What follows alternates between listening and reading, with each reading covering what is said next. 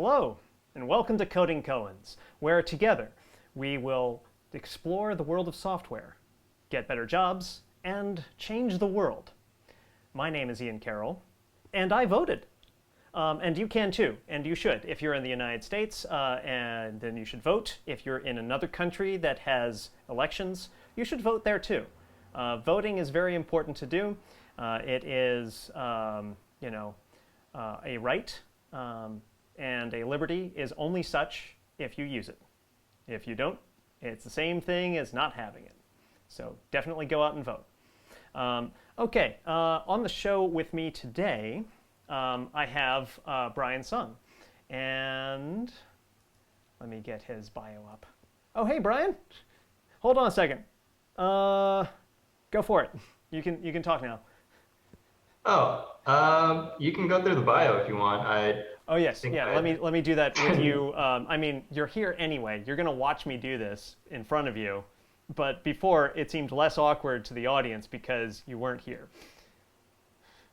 how about I'll step away and then you can give the bio. Oh, that's great. Okay, here we go. Brian is a software engineer at 8th Light and a recent graduate of the apprenticeship program. He prefers working on the front end with React as a strong suit and is interested in learning more front-end JavaScript frameworks. He also enjoys photography, baking bread, and playing acoustic guitar. Brian, welcome to the show. Hey, Ian, thanks for having me. And I'm glad to be on the show tonight. Excellent. Good, smooth introduction there. Oh yeah. All right. So I need to ask you a few questions. So you're a recent graduate of the apprenticeship program. You've been working at a company called 8th Light, which is the company I work for as well, for about a year now, right? Yes, that is correct. Okay, cool. Tell me, so when people hear apprenticeship, a lot of times they think internship. Do you think there's a difference between those? Yes, I would say that internship is more just fulfilling basic tasks without really having much guidance along the way. Whereas apprenticeship is kind of like following that, apprentice or student master sort of model. Mm-hmm. And so in this apprenticeship, you'll have mentors who pretty much just guide you along the way. They're not going to hold your hand per se and like tell you exactly, this is the way to implement things, but they will put you on the right path, and it's pretty much up to you to, you know, take it as far as you can. Yeah, I'd say that seems about right. That was my experience as well. Mhm. Um, Let me ask you a few questions about that apprenticeship. Like, what do you do in the apprenticeship if you're not performing basic tasks that no one else wants to do? You're learning a lot. So if you want to like get down to the nitty gritty on what we actually do, we do a lot of like tic-tac-toe. We'll implement a web server, which is like something that the average programmer probably doesn't really deal with You too build much. a whole server from scratch, right? Correct. Mm-hmm. Yep. Okay. And you'll learn about different programming paradigms like functional programming. You'll learn about design principles, mainly like solid principles. And then, yeah, it's just a lot of learning, pretty much. Cool. Yeah. Well, yeah. I mean, yeah. That's sort of like my experience with it is like at least with Eighth Light's apprenticeship, you were paid to learn. You get paid to do things that are not of any value to anybody yet, but the skills that you develop will be of value to the company later. So it's like an investment on the company's behalf and saying like, Okay. yeah. Speaking of which, maybe I can share my screen with you. Um, just do that real quick. I want to go over some of the stuff that you did during the apprenticeship, actually. Oh no. All right. Yeah, go for it. Uh, where am I going to find you? I guess we'll do it this way.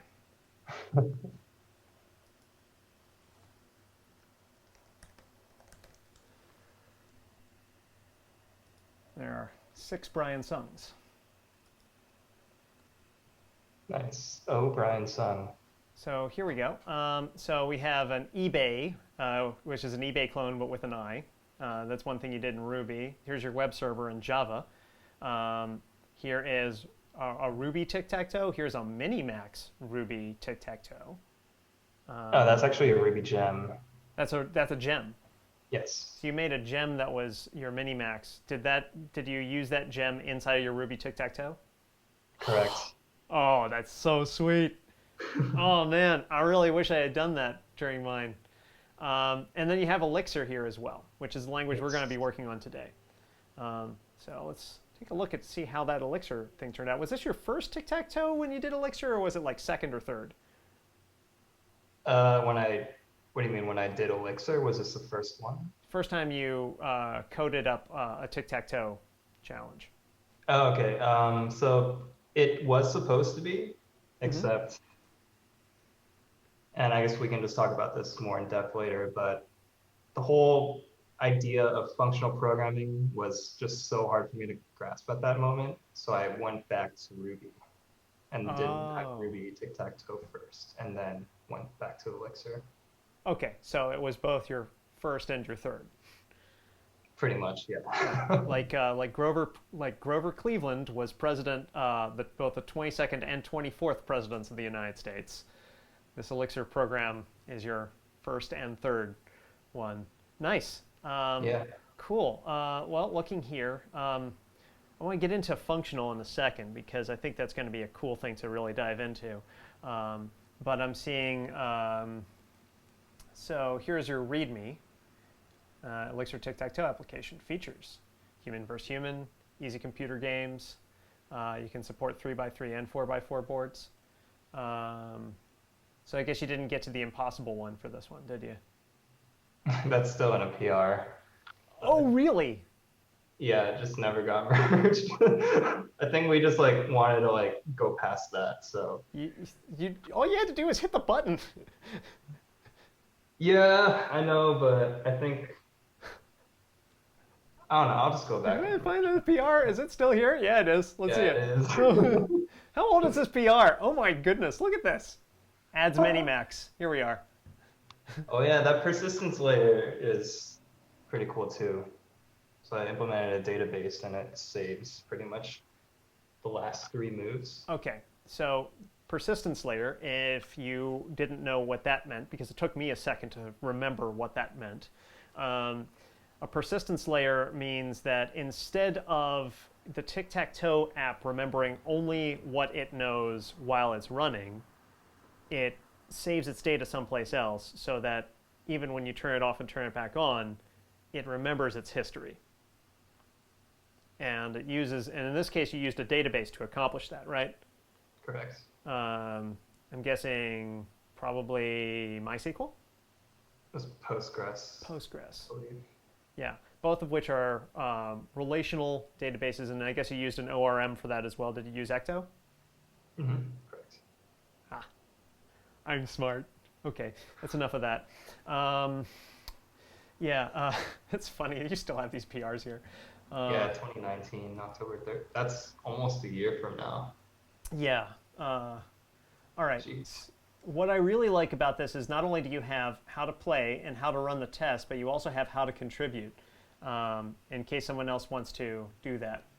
Of course, you're still going to have to merge those PRs in. Yes. Okay, so let's talk a little bit about what makes Elixir a special language. So you said that you started off with Elixir as like your first language that you tried. You found it to be really, really hard to sort of grasp the concepts in that language. So you went back to Ruby for a while, and then you came back. What's the differences between Ruby and Elixir? So the biggest difference is Ruby is object-oriented, or is an object-oriented language, whereas Elixir is not, and it's a functional language, meaning everything is immutable. So there's no concept of state in a functional programming No language. concept of state. Um, all right. Yeah, I don't understand the concept of state yet. Let's imagine for a second that I know nothing about programming, um, and I don't know what you mean by state. Like when I hear state, I think the state of California, or separation of church and state, or some such. What do you mean by state? So pretty much just like any piece of data, I would say. So I guess an example would be in an object-oriented programming language, such as Ruby, we can create people objects. Let's say we have a human object or something that has a name attribute or an age attribute or something like that. Okay. If I wanted to create a person, I could just instantiate this human class and Okay. give it, a name and age. And then the name and age would pretty much that would be sort of the state that, or like the data that that object has at that given moment. So, I can do other things, and then if I wanted to like console log the name and age, I can just, how would I say this, like just go back to that object and then access those fields and console log them, and it stores that data in that object. Right. So another form of state would actually be a persistence layer, such as a database that remembers what things happened before. Yes. Right. So these are my Lego Beetles. Each one of these, each one of these Lego Beetles is a Lego man, right? Or a Lego person. Now, this particular Lego man is John Lennon. And, right, is that John Lennon? Yeah, that's John Lennon. So, and John Lennon has the same interfaces as any other Lego person. It's got the same top, same bottom, same sort of, cylindrical head. You can put hair on him. You can give him a little telescope. You can change the color of his pants or whatever, or his legs, because really, with a Lego man, there's no such thing as pants. They're just plastic bits of leg, right? We just make them think that it's the illusion of pants. But that's the same class as this Paul McCartney Lego man, right? And the only difference is that, this one has different bottom, different top, different haircut, different face, and he carries around inside and this is love, right? So an object-oriented programming language is designed to sort of simulate what it's like to have actual things. And it focuses on what the thing is rather than giving like a list of instructions, which is usually when you think of a program, you're thinking first this, then that, then this, then that. Like if I go to a theater and I ask for the program, they're going to give me a little booklet that has a list of the people who are on the cast, and then Act 1, Act 2, Act 3, and maybe a little bit about each of the songs that they're going to sing in there, assuming it's a musical. But yeah, this is object-oriented programming languages have people and they have things in them that do a job, such as a bicycle might be in a object-oriented language, and that bicycle object may be composed of other objects, two wheel objects, a handlebar object, a gear object, a chain object, and a method in which you push the pedals and the bike goes. And so it's designed to wrap the programming in a metaphor that as a human being you can understand. Now, functional programming languages don't do that at all. They don't use objects. They don't have state. They don't have any of this. So what is it, like, what do functional programming languages do that like object-oriented ones don't? They don't have any side effects. So No side effects. Okay, that's an interesting idea. So like, you know, if I don't think we have side effects on actual objects like this. I can't really do this as an analogy. So you don't want side effects. Side effects such as like, oh, if I take out the trash, it also launches the nuclear arsenal. Right. Right. You know, I brush my teeth and it stops every bus in the city of Shanghai. That's an example of unintended, unexpected side effects that can happen in the code. You don't get those in a functional language, or at least you're supposed to avoid them. Is it possible to even have side effects? I think you can. Well, maybe you can, but I just know that like it definitely reduces the amount. I don't know if it like just It, doesn't have side effects completely, but there are fewer side effects, if not any. so, yeah. For, for me, a way of describing the difference between a functional language and an object-oriented one is that an object-oriented one is about matter, about things, and functional is about energy and the flow of that energy. It's not about the data as a stateful thing, it's about the flow and the transformation of that data through a system. It's much like you would have a method in a class, like pedal the bicycle wheels. Instead of having that be like a thing inside of the object, that's all that you have. You just have pedaling, you just have gear turning, you just have going. And so it's a very different kind of way of doing things.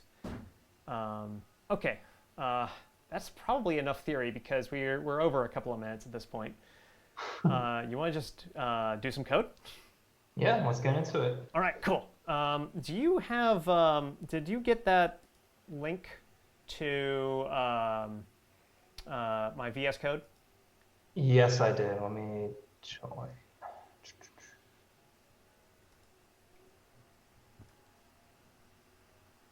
Whoops, I did not mean to rejoin the Zoom. Oh, well, fine to have you twice. I think this should work now. Cool. Am I in? Do I see you? No. Here, let's do it another way. Wait, hold on. I think I just need to authorize VS Code on GitHub. Okay.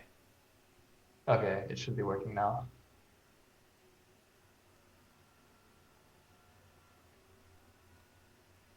All right. Are you seeing it? I am not. Is there another link? There's another way we can do this, and it might have like stopped or something like that, live code. So I'm just going to share my screen.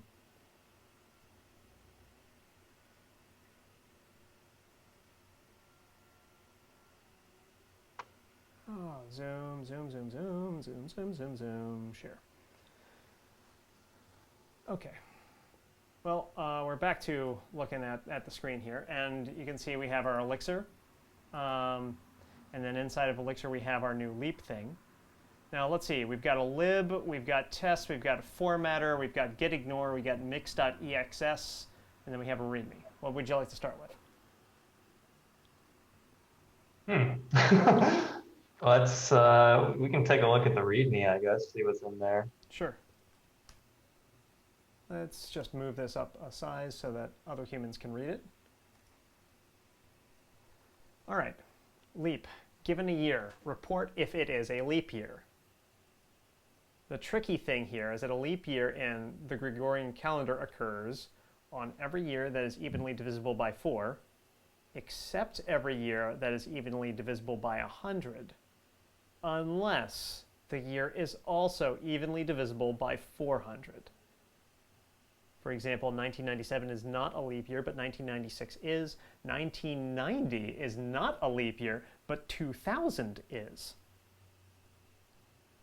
If your language provides a method in the standard library that does this lookup, pretend it doesn't exist and implement it yourself. Notes. Short exercise, very simple rules. There's more to learn. Delightful minute explanation. The whole leap year phenomenon. Go watch this YouTube video. That's useful.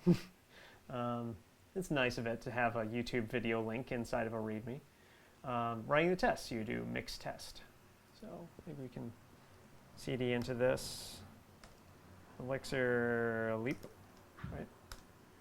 And then mix test. Okay, so we got 4 tests, 1 failure, 3 excluded. Test vanilla leap year. Expect truthy, got nil.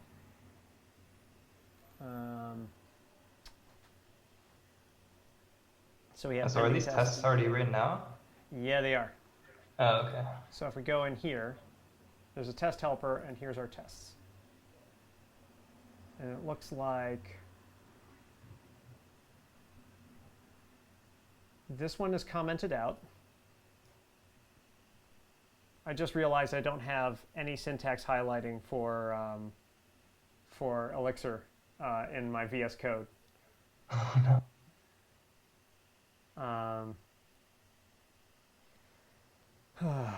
Should be fine. .ex, let's just look for that first.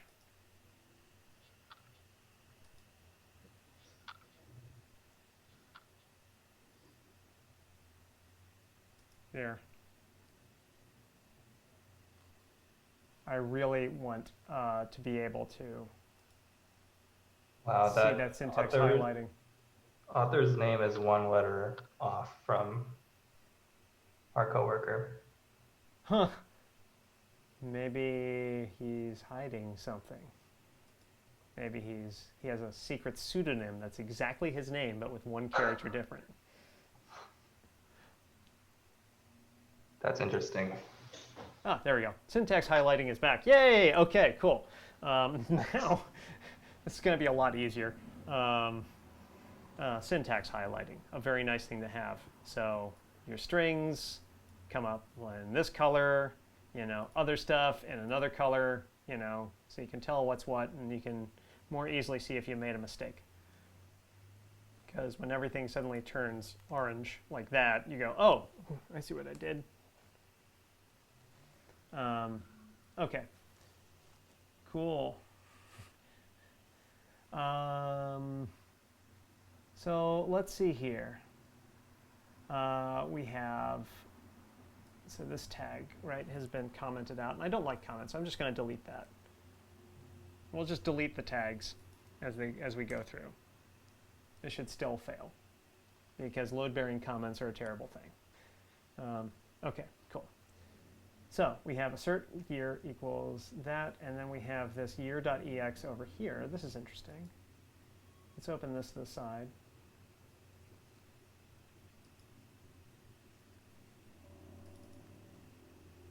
All right, I got this doc here that I don't want to care about right now, so I'm just going to get rid of it. That should still pass, or it should still fail for the same reason. Yeah.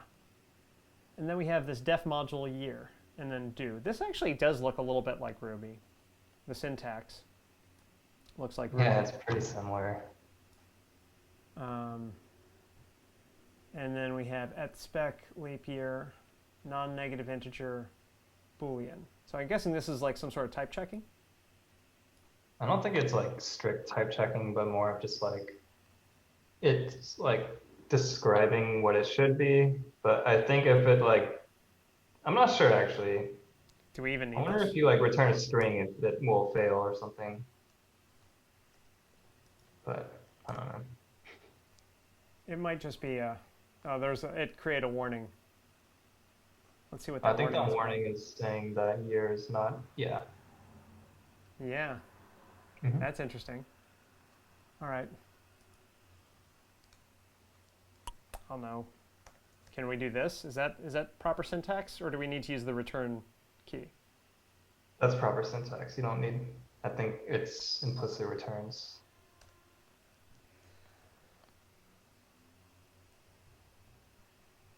Now, year is technically truthy. So this is not this is a dynamically typed language, not a statically typed one in that case, right?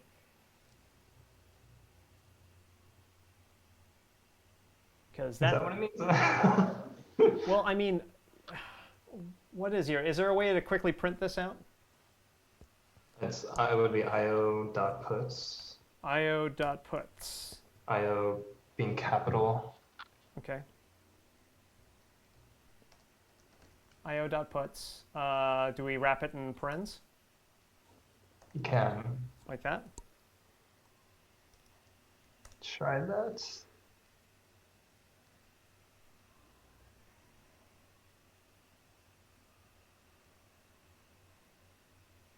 I'm not Is it seeing it. io.puts? Admittedly, I haven't used Elixir in a while. No worries, we'll figure it out. We have the whole of the internet at our disposal. What's really interesting is it's not printing when I do it that way either. Oh, so IO puts, interesting. It requires that year is a string, or whatever argument is passed into puts is a string. And it just fails silently when it doesn't do that? Yeah. Okay. I think so. What you can do instead of using puts is use inspect. io.inspect. Mm-hmm.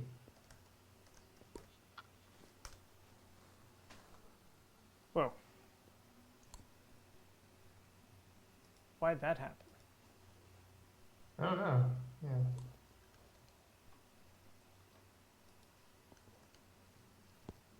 All right. It's got to be that formatter.exs in there. That's probably our linter that is auto-formatting the file for us. It still isn't seeming to print anything out. Oh, there it is. Year 1996. Right?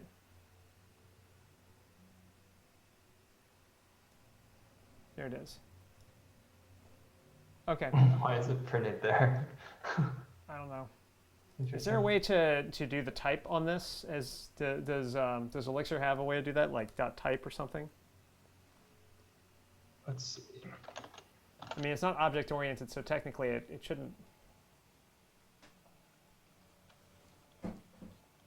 do that. Objects can have properties like type, but in a functional programming language, all you have is data. So how do you tell whether the data is one thing or another?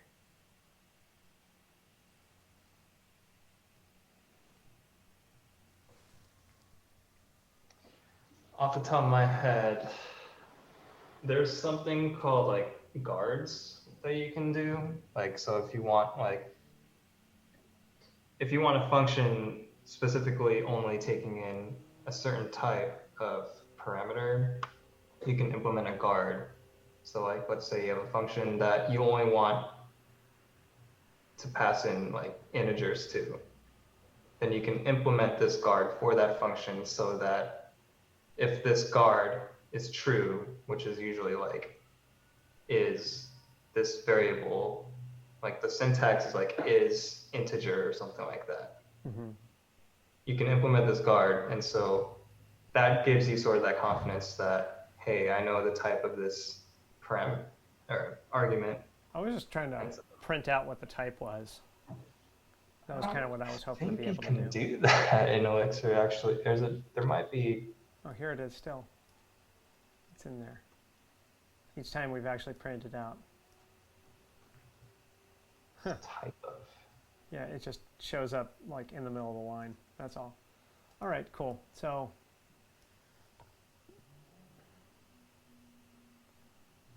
Okay.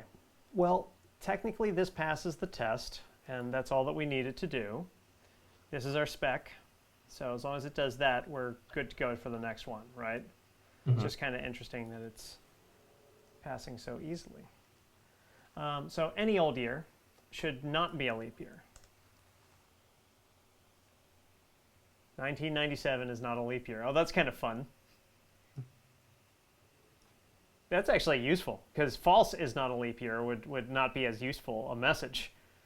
But because of the fact that it's returning the whole number, whatever the input is, it's actually saying 1997 is not a leap year.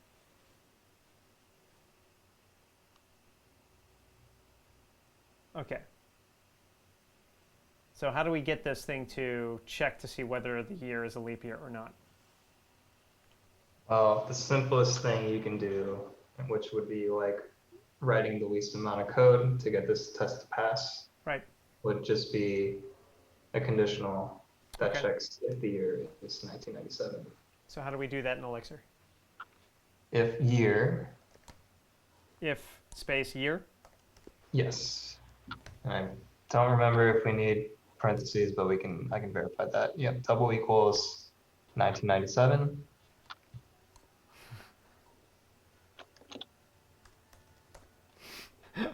Oh my gosh. Yep. And then I believe you need a do after that. Okay. Yep. And then we need an end between that and the other, right? Do we need to do an early return? Well, you don't even need a return because it's either going to be one or the other. I thought So the year is just going to execute no matter what, and then if this is true, whatever's in here will. yeah, I don't think you need to return it though. You can just do, you don't need to specify return. So you can just type false. Or nothing. Actually, I'm curious. I don't, admittedly, I haven't used Elixir in forever, so. Well, the other test is still passing. Is there an else that we could use instead? Because like here, Yeah, no matter what, we're ending up returning year. So yeah, you would do else after the do.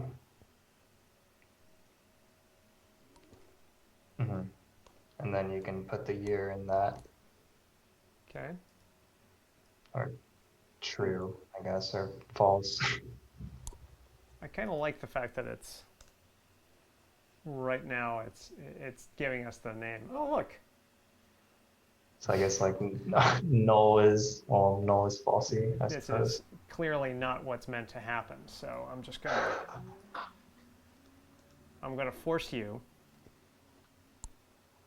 to pick another random year. Let's pick 1987.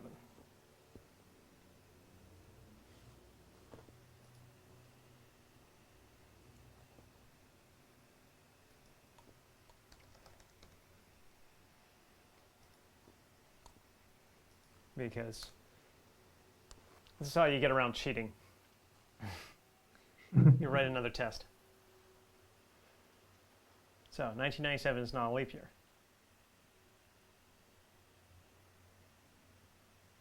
Oh, weird. What? It should have been 1987 is not a leap year. Oh. This string is what's returning.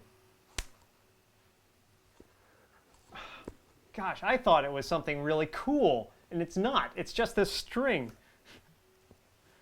I am so disappointed. There we go. 1987 is not a leap year. Which means that I think now we can just do true here, right?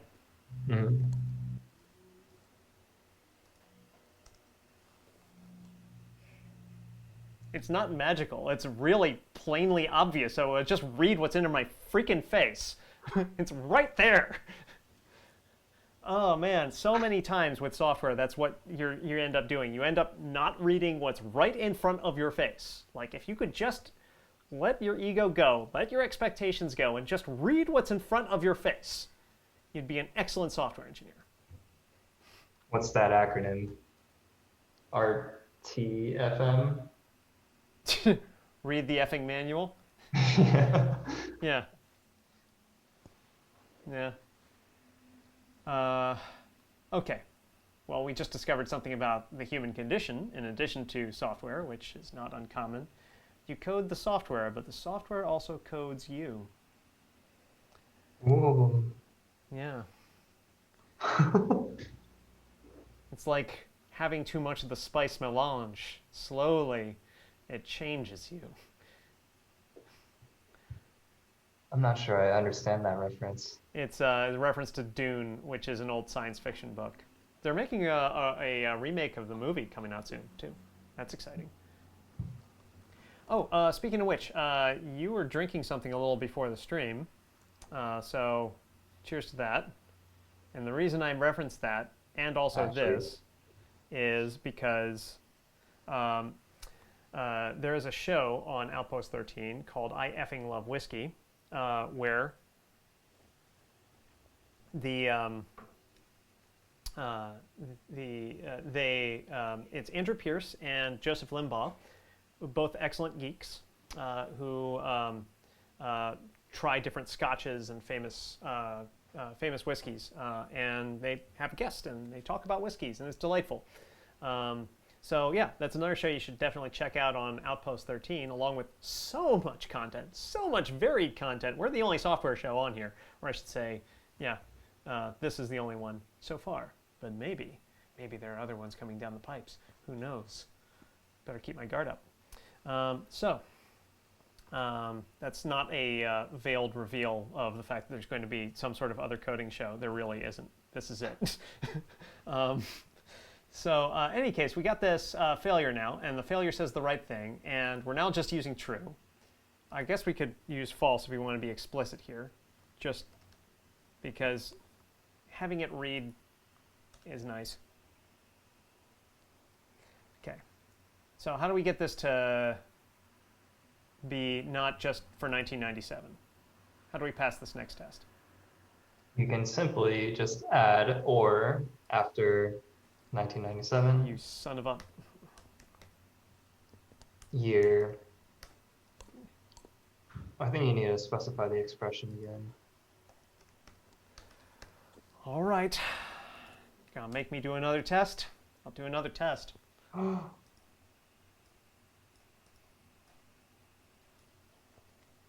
To figure out some other years that are definitely...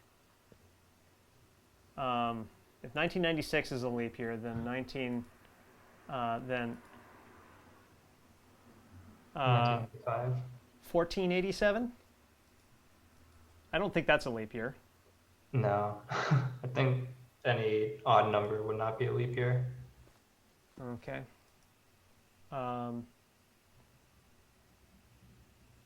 So.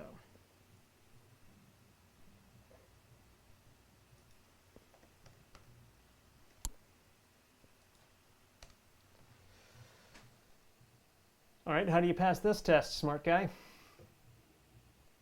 Well, we can simply decide another or statement, but now we're getting into a sort of a pattern, Right. and Because we're just gonna we can't just write down or for every single number in all of existence. no, that would be insane. Yeah. You could, but I mean, why? I mean, I guess no one is telling you that you can't, but Leap year is like a 5,000 line long file that catalogs every year between, that someone could reasonably ask for, but of course it won't go beyond the year 10,000. So, and a whole bunch of things just rely upon this one piece of software that someone wrote ages and ages and ages ago. And then one day in the year 10,000, the thing fails to work, and then, whatever constitutes planes in that existence, some sort of, gelatinous goo that transports you from one destination to another, suddenly starts eating people, and whole planets just dissolve from this goo because of the fact that somebody 10,000 years earlier wrote this code this way in such a lazy fashion. All right, so how do we make this so that it works for all time? so you can do something that checks if it's even or odd. So I guess what we're seeing the pattern is every single test that is sort of like we're refuting that it's a leap year. Okay. All those years are odd. Okay. So it seems like, hey, odd numbers aren't leap years. Okay. So we could simply just do the remainder. So a modulo. Or modulo. Yeah. So how do you do that in this language? I believe it's just mod 2? I think it's that. Let me just verify.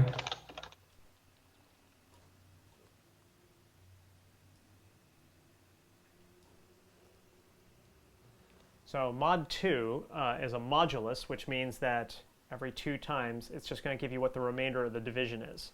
It's basically like hands on a clock. So right now the clock only has 2 points. So it's either 0 or 1 based off of the fact there's only 2 positions for it. So if it divides evenly by 2, it's 0. And therefore, it's an even number. Now we could abstract this if we wanted to. If this is too confusing, we can actually say it's even and then have this inside of that function, right? Mm-hmm. But I guess in this case, it would be equals to 1 because we're checking if it's odd. oh yeah, that's true. So if it's, but I like the idea of leap years or even years. So I like the idea of doing it this way. If it's a leap year, true. Else, false. Okay. Leap years or even years. Now that we know that's not entirely true, and I'm going to prove that in a second. Syntax error. Oh, is it not? Does it not like that? Okay, I guess the other alternative is rem. So replace like pretty much that whole year, modulo 2. Rem. Parentheses. Year, comma 2. Oh. And see if that's the remainder of year and 2 is 0. Mm-hmm. Now is it the remainder of, I'm wondering if this is backwards. Well, that worked. Now I'm going to have to do another test.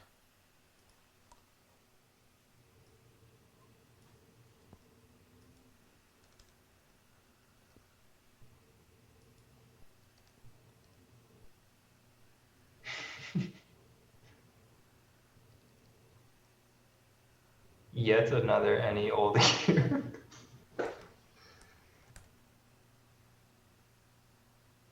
An even old year. I'm trying to form a thought here, and you're not helping. Are you testing even year? That is not. 1998 is definitely not a leap year.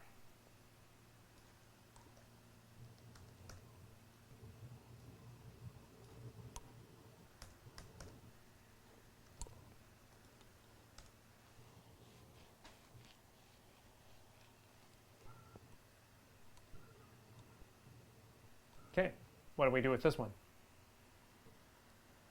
So if we go back to the README, or if memory serves me right, it says a leap year is something that's divisible evenly by 4. Correct. So we could just replace that 2 with the 4.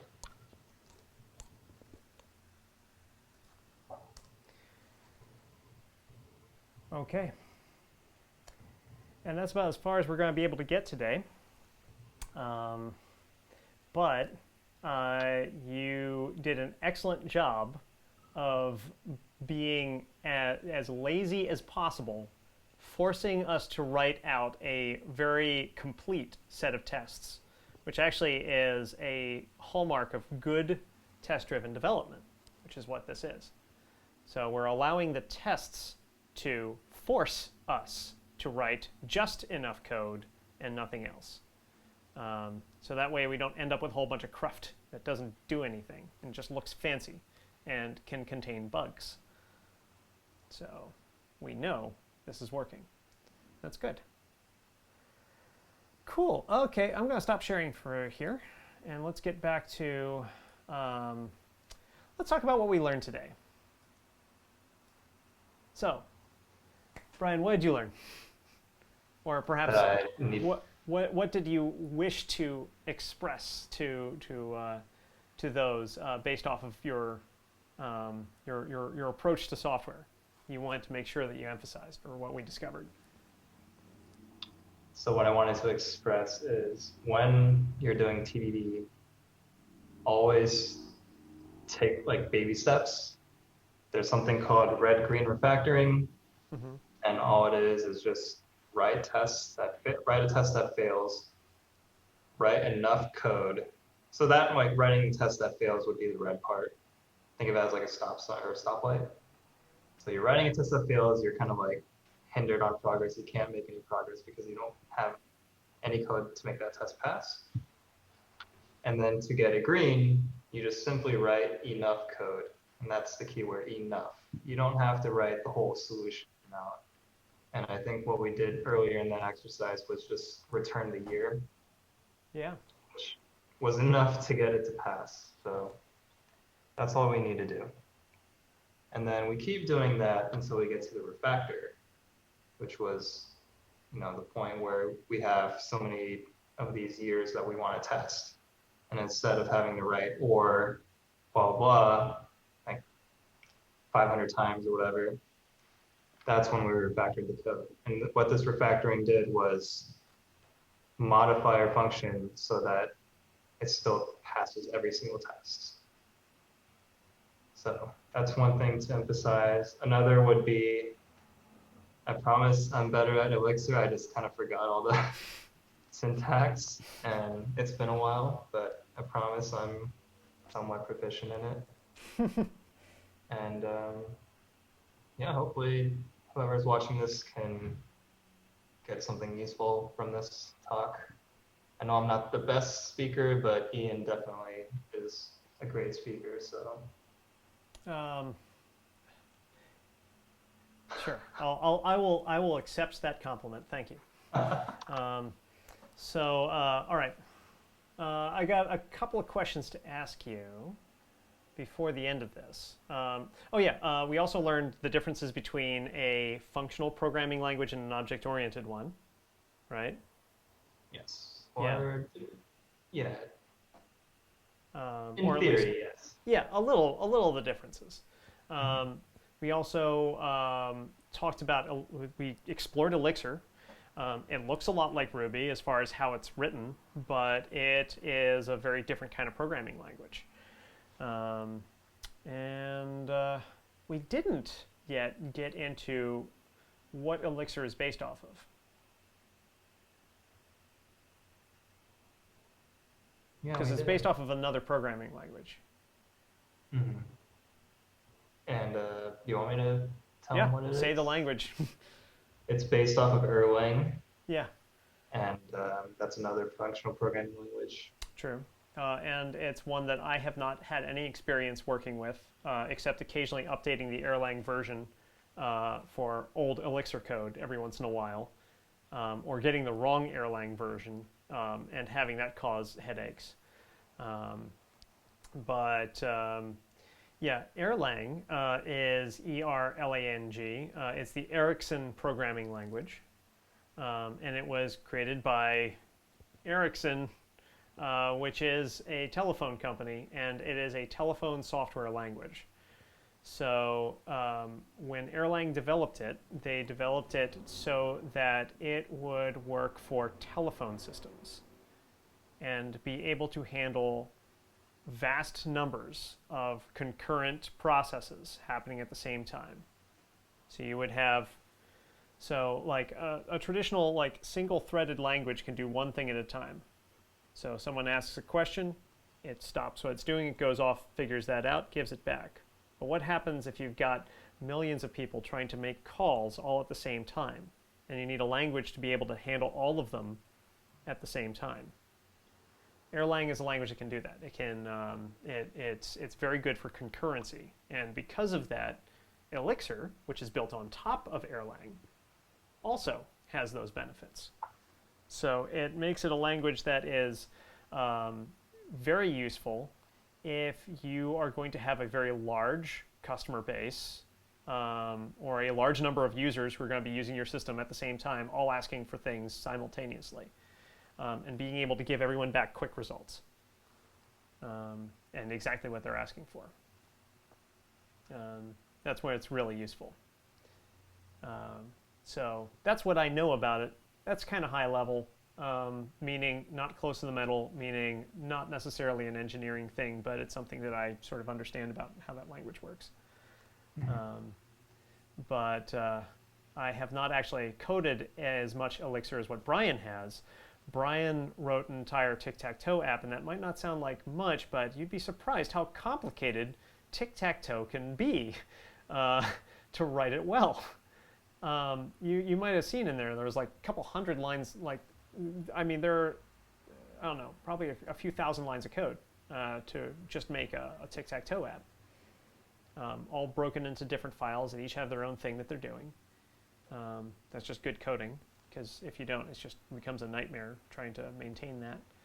But yeah. Okay, Brian, two questions for you. One, what is the most important thing to remember about being a software engineer? I would just say have fun with it. Like, don't try to compare yourself to like, I guess like the elite people or whatever. Just do what you can, have as much fun. Because if you're just comparing yourself to others, at the end of the day, you're not going to get anywhere. You're just gonna like, you know, bask in, oh, why am I not as good as this person or whatever. Just have fun with it. Don't like like I don't want to say don't take it seriously, but like don't take it like too extremely seriously. Like Don't be too precious with it. Is yeah, that a way of saying that? yeah. Yeah. Like just have fun with it, and if you want to make it your career, then there is a level of like seriousness you should take, but don't make it so it's like you're just adding so much unnecessary stress on yourself. Right. Yeah. You know, take Uh, it step by step. You know, and then if you end up becoming a software engineer, write code in a way so like I like this philosophy of like if you're working on a code base, put it in a better spot than when you found it, because 9 times out of 10, someone else is going to pick that code up. And if you just leave it in such a good state, you know, they're going to thank you so much. yeah, because it'll make their job easier. And that person might be you 2 years later. Exactly. So you would be thanking yourself. Yeah. Cool. All right. So let's say that I don't know anything about code and I've just been faking it this entire time. What would be the first thing that I would do in order to actually learn the programming languages that I keep saying that I know?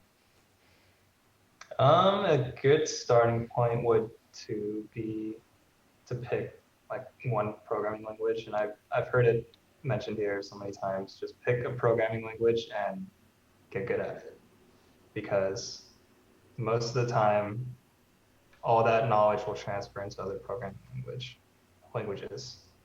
Unless it's like, you know, going from object oriented to functional, you know, that's going to require a bit more effort. But if you're just like, for example, learning Ruby, which is an object-oriented language, and you want to get into like Python, for example, which is another object-oriented language, then you know they're so similar in terms of concepts that the hardest part would just be learning the syntax, like how it's supposed to be expressed. The concepts are, you know, there. So Yeah. Slightly different, but it's like different Romance languages. right. Um, you know, no, you can't go to someone who is speaking Spanish and speak Portuguese to them and have them understand you, but it'll help you when you learn Portuguese if you already know Spanish. Mhm. Yeah. By the way, I'm not sure if do you know many languages, Brian? Have you learned any like human languages besides English? I Well, I'm Korean, so I know a little bit of Korean, but admittedly, I'm really bad Okay. at Korean. So I only know English, and I took Spanish class in high school, but So, that's. all right. Would you say it's easier to learn Spanish or to learn Python? I would say it's easier to learn Python because, you know, it's already in words that you know how to understand, True. like in terms of like expressing it, but kind of like getting that structure might not be as easy in terms of like how to structure code. Yeah, that's an art form, But you know, admittedly. whereas Spanish, it's like it uses English letters, or I guess would be Latin in this Yeah, case, but it's not in a structure that you know how to understand. right. So yeah, um, yeah, because I think sometimes the idea of learning a language intimidates people.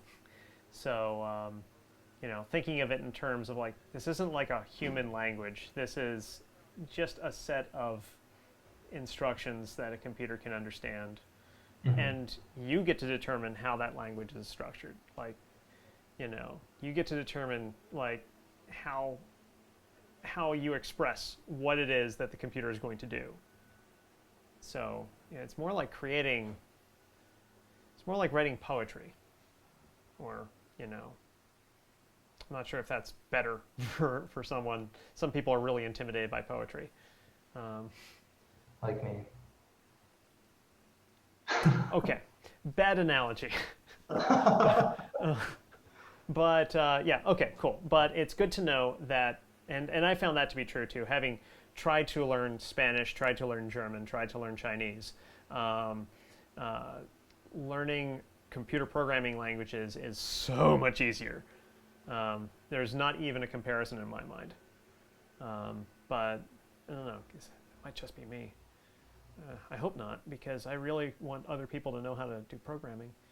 Um, I Did you find that learning other or like once you knew a programming language, did you find that learning others were easy? oh yeah, Not easy, but like simple. yeah. It was just a Sure. matter of like, oh, how do I blank in this language? You know, Yeah. how do I write a loop in Clojure? That turned out to be very different than writing a loop in an object-oriented language like Ruby, uh, because there's like literally no state, so you can't loop through something. You can't iterate. Yeah. So you have to have a That's whole different way of iterating, and I had to like completely re-understand what it meant to do that in that language. But still, I'm still trying to do the same kind of thing, and the language is going to have a way to do that, you know. And besides, you don't need to know it fluently. I don't need to know every single bit of syntax. The user manual is the entire internet. So at any time I can look it up, and I don't have to be writing code as fast as I can speak. Um, I should write the code as fast as I can think, which turns out to be a lot slower than how fast I can speak. mm. Well, thank you very much, Brian. Okay, so that's pretty much the end of our show. I have a few people to thank. Production liaison is Matt Pittner. My designer is Aaron Harvey, and he has a show on this on Outpost 13 called Infinite Trek, where he talks about Star Trek. Matt Pittner has a show as well called Crockpot Cinema, where he watches old movies and makes food and drinks. While you watch the show with him. My marketer is Lucas Vanosic. He is frequently on a show called Two Liars, which was a game show, and that's on Thursday nights if it's still running. May have taken a hiatus. Bot Master is Cody Bushy. He's in charge of the bots. And he has a show called An Actor Unprepared, where he has an actor, a director, and a writer, and he puts them all together and he makes them make a piece right there on the spot. And the music that you heard before and what you're going to hear after the show is done is by Alex Sanders, or sorry, wow, Alex Sanders and Arlo Khan. No, Arlo Sanders and Alex Khan. Oh my goodness, those two guys are so linked in my mind that I'm shipping them. Sorry, guys. Um, they have a show called Made Up Music, and that show is done for now, but you can listen to all of their songs on Spotify. Just search for Made Up Music. Yeah, that's pretty much the show. Now it's time for the awkward goodbye that usually happens at the end of any software video conference. Are you ready for that, Brian? Yeah. All right. I'll see you later, Brian. All right. Take care, Ian. Bye. Bye. Hold on. Bye. Wait. All right. Uh, I'm gonna press the leave button now. okay. Hold on. Wait. Oh. Okay, I think we're done. No, wait. The volume is still on.